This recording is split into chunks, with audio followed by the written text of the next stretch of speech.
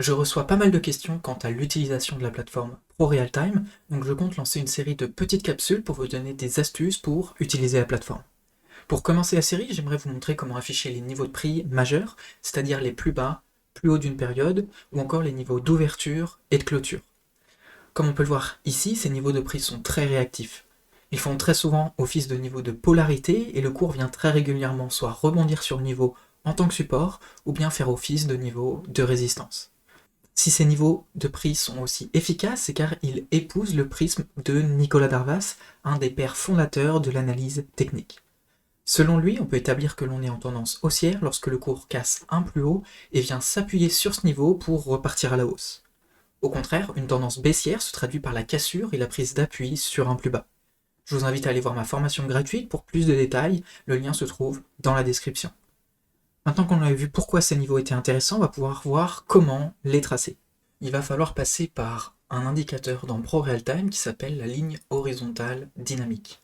Alors pour l'afficher, on peut aller en bas à gauche et cliquer sur indicateur ou faire un clic droit sur le graphique et dans le menu mettre ajouter un indicateur.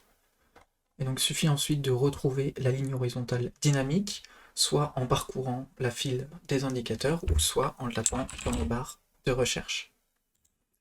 Ensuite, il va falloir définir la période, donc il existe plusieurs périodes différentes. Les plus intéressantes sont évidemment la période mensuelle, hebdomadaire et journalière. On va prendre la période mensuelle, ensuite on peut afficher différentes données, donc soit le plus haut, soit le plus bas, soit l'ouverture, soit la clôture. Donc là, ici on va afficher le plus haut et on va sélectionner la période précédente, mais il est également possible de mettre la période en cours. On peut ensuite paramétrer la ligne, donc moi ce que j'aime bien faire c'est pour les périodes mensuelles mettre en bleu et afficher une épaisseur de 5 pour matérialiser son importance. Il est également possible de changer le style de la ligne, et moi je préfère la garder en pointillé 2. Hop, et donc normalement on devrait pouvoir voir ici la période, donc il a affiché le point haut de la période précédente. Hop. Et donc ici, ça va correspondre en fait au plus haut atteint lors du mois précédent, qui va ensuite être affiché sur toute la période, sur le mois suivant. Et donc ici, la période le plus haut du mois précédent était ici, et donc ça va permettre de l'afficher en continuité. Donc il est possible en fait de l'afficher sur tout le graphique ou d'afficher seulement pour la période en cours. Donc si vous voulez l'afficher sur la période, sur tout l'historique, en fait ça va permettre d'aller vérifier dans le passé comment ces niveaux de prix ont réagi. Donc on peut voir qu'à chaque fois que l'on s'approche du plus haut du mois précédent, souvent il y a des réactions du prix. Ici on peut voir que ça a fait office de résistance à 2 reprises avant de venir, une fois que ça a été cassé, venir office de rebond. Donc on peut voir que ces différents niveaux de prix sont vraiment très efficaces.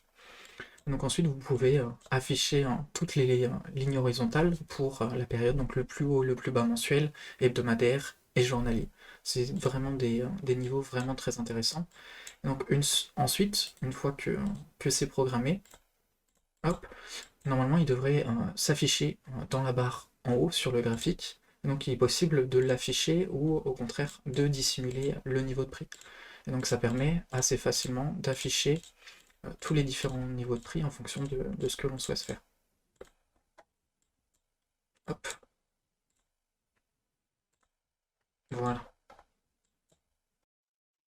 Cette petite capsule test est désormais terminée. Si elle vous a apporté de la valeur, je vous invite à laisser un pouce bleu, à me dire en commentaire les sujets que vous aimeriez que je traite, et à vous abonner pour ne pas rater les prochaines vidéos.